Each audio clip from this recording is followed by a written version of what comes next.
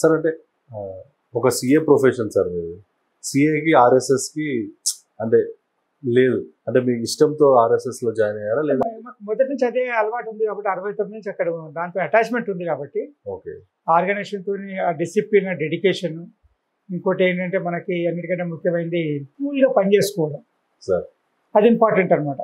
కాబట్టి అది ఆ అలవాటు వచ్చింది కాబట్టి ఇక అలవాటు అదే కంటిన్యూ అయింది కాబట్టి ఈజీగా అడ్జస్ట్ అయిపోయినాడు. సార్ అసలు నార్మల్గా చాలా మందికి ఆర్ఎస్ఎస్ అంటే తెలియదు సార్. యంగ్ పిల్లలకి ఈ జనరేషన్ వాళ్ళు బీజేపీ అంటే తెలుస్తుంది. నార్మల్గా ఆర్ఎస్ఎస్ అంటే ఏంటి సార్? అది రాష్ట్రీయ స్వయం సేవక్ సంఘ్.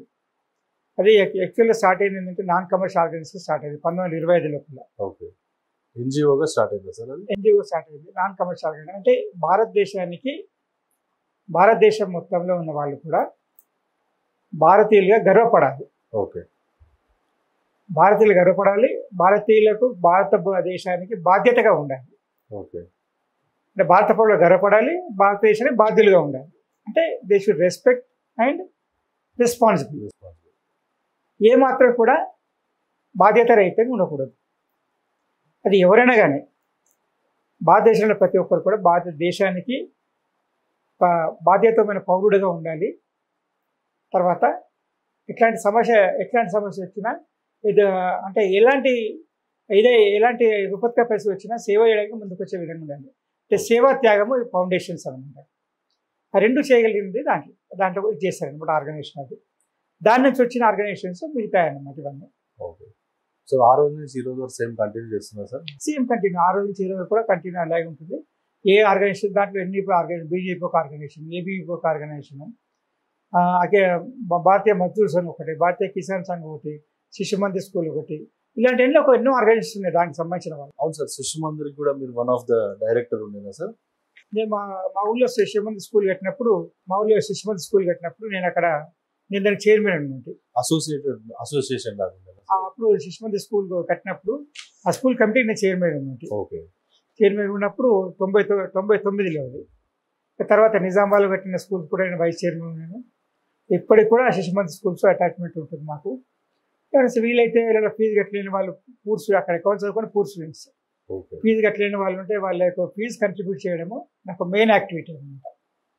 వాళ్ళ ఫీజు మీరు చాలా మందికి చదివిపిస్తారు అదే ఎవ్రీ ఇయర్ బుక్స్ ఇవ్వడం కానీ బ్యాగ్స్ ఫీజు కట్టిస్తాను. ఎప్పుడు బుక్స్ ఇవ్వాలి, ఫీజు కట్టిస్తాను వాళ్ళకి.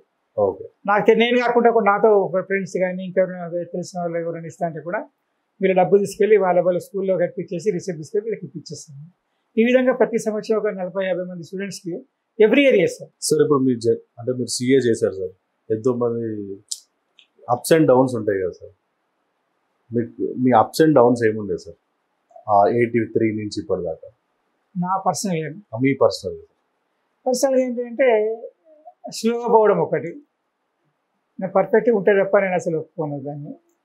స్లోగానే ఉంటాను. ఒకటి పరిగెత్తానని కాదు, 4 2 చేసినా కానీ ఆ 2 పర్ఫెక్ట్గా ఉండాలని అదన్నమాట. ఒకటి ఏంటంటే కొన్నిసార్లు మనము మోసపోతాం. ఆ మోసపోవడం వల్ల నష్టం జరిగింది కానీ నా వల్ల క్లయింట్స్కి ఎవరికి నష్టం జరగలేదు. అది మాత్రం క్లియర్ అన్నమాట. కాబట్టి క్లయింట్స్ కూడా పెద్ద అబ్జెక్షన్ లేదు. కానీ మోసపోవడం అంటే ఎవరినో అసిస్టెంట్గా తీసుకుంటాము, ఎవరినో ఇది చేస్తాము, వాళ్ళతో పని చేపిస్తాము, వాడు మనని ఇది పక్క పెట్టేసి ఇంకో దగ్గరికి వెళ్ళిపోతాడు. అట్లా జరుగుతాయి అన్నమాట. పని నేర్చుకొని వెళ్ళిపోవడం, మనం వాళ్ళ మీద ఆధారపడి మనం ఆఫీస్ డెవలప్ చేసుకోవడం, వాళ్ళు వెళ్ళిపోవడం అయ్యేసరికి మన ఆఫీస్ మళ్ళీ కుట్టుకోవడం, మళ్ళీ ఒకరిని వెతుక్కోవడం. ఇంచుమించు ఆఫీస్ మొత్తం ట్రైనింగ్ సెంటర్ లాగా తయారైపోయింది మాది. ట్రైనింగ్ సెంటర్ లాగా వాళ్ళు రావడం, ఒక 4 సంవత్సరాలు పని చేయడం, నేర్చుకోవడం, ఇంకో దగ్గరికి వెళ్ళిపోవడం, మళ్ళీ కొత్త తీసుకోవడం, మళ్ళీ ట్రైనింగ్ చేయడం, మళ్ళీ వెళ్ళిపోవడం, అట్లా తయారైపోయింది. కావడం వల్ల కొంచెం ఒక నర్వస్ అనిపిస్తుంది. కానీ ఎక్కడ మాత్రం ఫెయిల్యూర్ అనేది కాలేదు మాకు ఇంతవరకు. మెయిన్ ఫస్ట్ ఆఫీస్ ఎక్కడ పెట్టారు సార్? ఫస్ట్ టైం నిజామాబాద్లో పెట్టాను. తర్వాత హైదరాబాద్ షిఫ్ట్ అయిన తర్వాత అక్కడ మా ఆఫీస్ ఉంది. కానీ మా అబ్బాయి చూస్తాడు, పెద్ద అబ్బాయి బీకామ్ ఉంది, ఆయన చూస్తాడు ఆఫీస్ అక్కడ. అవును సార్. నేను అడిగాను మీరు ఎంతమంది సార్, అంటే మీ సన్స్ ఎంతమంది సార్? సన్స్ 3 అబ్బాయిలు. పెద్ద ఆయన కిరణ్ కుమార్, ఆయన బీకామ్ ఎల్ఎల్బి, ఆయన నిజామాబాద్ ఆఫీస్లో చూసుకుంటారు. నేను ఇక్కడికి వచ్చేసిన తర్వాత ఆయన చూస్తున్న ఆఫీస్. రెండో అబ్బాయి సంతోష్ కుమార్, ఆయన బీకామ్ ఎల్ఎల్బి, సిఏ ఫైనల్ రాస్తున్నాడు, కంపెనీ సెక్రటరీ క్వాలిఫై అయ్యాడు. ఓకే. ఇక్కడ హైదరాబాద్ ఆఫీస్ ఆయన చూస్తుంటారు. సో మీకు మీతోనే ఉంటారా సార్? మూడో అబ్బాయి సాఫ్ట్వేర్ ఇంజనీర్, ట్రిబుల్ ఎంటెక్ చేశాడు, ఓకే. అమెజాన్ లో జాబ్ చేస్తున్నాడు, ఈజ్ వర్కింగ్ అమెజాన్. ఇద్దరు మీ సైడ్ వచ్చి ఒక అతను అటు సైడ్. సార్ మీకు నార్మల్ ఇప్పుడు మీరైతే నిజామాబాద్ లో ఉండే సార్, నిజామాబాద్ నుంచి ఢిల్లీ పరిచయాలు ఎలా అయ్యాయి సార్? నిజంగా ఢిల్లీ అనేది నేను ఎప్పుడు నా కమ్యూనికేషన్స్ అనేది ఎప్పుడు అలవాటు నాకు. అది 86 నుంచి కూడా సిఏ పాస్ అయిన తర్వాత ఇంచుమించు 83 నుంచి కూడా ఎవరికైనా లెటర్స్ రాయడము, వాళ్ళని సక్సెస్ఫుల్ అయితే వాళ్ళని ఎంకరేజ్ చేయము, వాళ్ళకి కంగ్రాచులేషన్ చెప్తూ పంపించడము, లెటర్స్ పంపించడం నాకు అలవాటు. అప్పుడు అన్నీ ఈ మెయిల్స్ అవి లేవు కాబట్టి పేపర్ లెటర్ పోస్ట్లు వేస్తుంటే చాలామంది రిప్లై వచ్చేదన్నమాట సార్. అది నాకు ఇంకా మోటివేషన్ అనిపించింది, ఇంకా చేయాలి అని చెప్పాను. ఓకే. అంటే ఎంతోమంది ఇది చేసినప్పుడు ఎంతోమంది మార్గదర్శకులు మనల్ని ఎంకరేజ్ చేయాలి, మన సైడ్ నుంచి కూడా ఒక మోటివేషన్ ఉండాలి అని చెప్పని లెటర్ రాస్తుంటే, అప్పుడు 86లో వస్తే నారాయణమూర్తి ఇన్ఫోసిస్ అప్పుడు లెటర్ రాస్తుంటాయి ఆయనకి. బెస్ట్ ఇండియన్ ఎంటర్‌ప్రెన్యూర్ డైరెక్టర్ అయినాడు అప్పుడు. కంగ్రాచులేషన్ ఈనాడులో వచ్చింది, లెటర్ రాసి ఈనాడు పేపర్ కటింగ్ చేసి పంపించాడు. ఇస్తే 10 days తర్వాత లెటర్ పంపించాడు, థ్యాంక్స్ ఫర్ యువర్ ఇదని చెప్పాను. అంటే చాలా ఆశ్చర్యం అనిపించింది, నారాయణమూర్తి లాంటి వాడు మనం గుర్తించుకొని మా లెటర్ పంపించడం అనేది ఆశ్చర్యం అనిపించింది నాకు. అది ఈ విధంగా నాకు మొదటి నుంచి అలవాటు అంట, కొన్ని అప్రిషియేట్ చేయడం అనేది, సక్సెస్ని అప్రిషియేట్ చేయడం, ఎంకరేజ్ చేయడం అనేది బాగా అనిపిస్తుంది నాకు. నాన్ ఎగ్జిక్యూటివ్ డైరెక్టర్ గారు న్యూఢిల్లీలో ఒక ఆర్గనైజేషన్ ఉన్నారు, అది ఏంటి సార్? అది NBCFDC అనేది ఉండే non banking finance corporation, national backward class finance and development corporation sir. దాంట్లో ఏంటంటే చిన్న పీపుల్కి లోన్ ఇవ్వడానికి గవర్నమెంట్ అండర్టేకింగ్ అనమాట. అది గవర్నమెంట్ కార్పొరేషన్. అది దానికి ప్రెసిడెంట్ ఆఫ్ ఇండియా క్యాపిటల్ ఇస్తారు, దాని నుంచి మనం లోన్ ఇస్తాం అన్నట్టు. అంటే 20,000 30,000 మ్యాక్సిమం 50,000 అట్లా ఉండేది.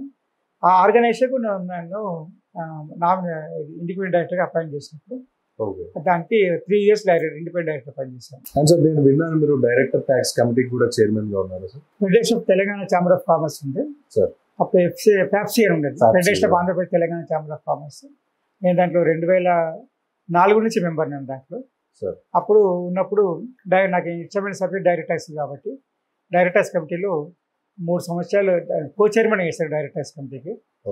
ఇప్పటికి కూడా డైరెక్ట్ ట్యాక్స్ కమిటీలో మెంబర్గా ఉన్నాను, గత 20 సంవత్సరాల పాటు డైరెక్ట్ ట్యాక్స్ కమిటీలో మెంబర్గా ఉన్నాను. FTCCI ఇప్పుడు అది. అండ్ చాలా ప్రోగ్రామ్స్ కూడా ఇచ్చారంట సార్, టీవీ ప్రోగ్రామ్స్ చాలా మంది మిమ్మల్ని పిలవడం కానివ్వండి, సిఏ గురించి 85 నుంచి నడుస్తుంది కదా సార్? అది 2009 నుంచి ఫస్ట్ HMTలో సిరి సంపద ప్రోగ్రామ్ వచ్చేది ప్రతి శనివారం. Okay sir. ఆ ప్రోగ్రాంలో నన్ను ఫస్ట్ ఇన్వైట్ చేశారు. ఆ రోజు నుంచి అప్పటి నుంచి సిరి సంపద ప్రోగ్రాంలో ప్రతి శనివారం ఉండేది కొద్ది రోజులు. Okay sir. HMTV శ్రీనివాస్ గారు ఉన్నప్పుడు చాలాసార్లు వెళ్ళేవాడిని. ఆ ఎకనామిక్ ఇష్యూస్ పైన ప్రోగ్రామ్కి, తర్వాత బడ్జెట్ అనాలిసిస్కి, ప్రతి బడ్జెట్ అనాలిసిస్కి ఇన్వైట్ చేసేవాళ్ళు డిస్కస్ చేయడానికి. ఇంకా ప్రతి ప్రోగ్రామ్ కూడా ఏది వచ్చినా కానీ ఇప్పటికి కూడా ఆ ట్రెండ్ కంటిన్యూ అవుతుంది. అసలు ఈ హెల్ప్ ఇండియా ఫెడరేషన్ అంటే ఏంటి సార్? దానికి మీరు ప్రెసిడెంట్గా ఉండి కూడా చేశారు. మేము ఏం చేస్తామంటే, ఒకటి చాలామంది MSME యూనిట్స్ ఉన్నాయి, చాలామంది కొన్ని ప్రాబ్లమ్స్ ఉంటాయి, బ్యాంకర్స్తో కానీ లేకపోతే ఇండస్ట్రీ డిపార్ట్మెంట్తో కానీ స్టేట్ గవర్నమెంట్తో కానీ వాళ్ళకి హెల్ప్ చేయాలనే ఉద్దేశంతో వాళ్ళు అంటే చిన్న పీపుల్, చిన్న ఇండస్ట్రీస్ కాబట్టి వాళ్ళకు డైరెక్ట్గా అప్రోచ్ అవకాశం ఉండదు, లేకపోతే కేరియర్ వాళ్ళు. అందుకని చెప్పి మేము వాళ్ళకు హెల్ప్ చేద్దామనే ఉద్దేశంతో హెల్ప్ ఇండస్ట్రీ ఫెడరేషన్ ఒక ఆర్గనైజేషన్ స్టార్ట్ చేశాను. దానికి నేను ప్రెసిడెంట్ ఉండి ఒక టీం ఉంది, ఒక 20 మంది టీం ఉంది. వాళ్ళకి బ్యాంక్తో ఇష్యూ వచ్చినా కానీ, ఇండస్ట్రీ డిపార్ట్మెంట్తో ఇష్యూ వచ్చినా కానీ, లేబర్ డిపార్ట్మెంట్తో ఇష్యూ వచ్చినా కానీ, ఎవరితో ఇష్యూ వచ్చినా కానీ సాల్వ్ చేయడానికి ప్రతి శనివారము ఆన్లైన్ మీటింగ్ అవుతుంది. ఇంతకుముందు కరోనా కంటే ముందు ఫిజికల్ మీటింగ్ పెట్టేవాళ్ళు ప్రతి శనివారం మన దగ్గరే. అయితే ఇప్పుడు ఏం చేస్తామంటే ఆన్లైన్ మీటింగ్ జరుగుతుంది ప్రతి శనివారం కూడా. ఎవరైనా ఇష్యూస్ ఉంటే, ఏమైనా ప్రాబ్లమ్స్ ఉంటే కోర్టులో వేయడం కానీ, లేకపోతే బ్యాంక్తో మాట్లాడడం కానీ, లేకపోతే ఇండస్ట్రీ కమిషనర్తో మాట్లాడడం కానీ, ఇలాంటి చేయడానికి టీం ఉంది. వాళ్ళు వెళ్ళి వాళ్ళ యొక్క సమస్యని సాల్వ్ చేసే ప్రయత్నం చేస్తున్నారు. అంటే ఇండస్ట్రియలిస్ట్కు అండ్ వాళ్ళ ఆర్గనైజేషన్ మధ్య మన బ్యాంక్ కానీ లేకపోతే ఇళ్ళ కానీ ఉన్న గ్యాప్ని తగ్గించడం, ట్రస్ట్ గ్యాప్ అయితే ఆ గ్యాప్ని ఫిల్అప్ చేయడం, వాళ్ళని కన్విన్స్ చేయడం చేసేలా. ఈ విధంగా కొన్ని యూనిట్స్ ఆక్షన్కి వచ్చిన వాటిని కూడా కవర్ చేయడము, రిస్క్ చేయడము ప్రయత్నం చేయడం జరిగిందంట. అది హెల్ప్ ఇండస్ట్రీ ఫెడరేషన్ ఫామ్. అదే మాదిరిగా హెల్ప్ ఇండస్ట్రీ ఫెడరేషన్తో కూడా కొన్ని సజెషన్స్ సెంట్రల్ గవర్నమెంట్కి ఇవ్వడం కానీ, లేకపోతే జనరల్గా సెంట్రల్ గవర్నమెంట్కి సజెషన్స్ ఇవ్వడం కూడా లెటర్స్ ద్వారా PM ఆఫీస్కి, ఫైనాన్స్ మినిస్టర్కి పంపించడం జరుగుతుంది.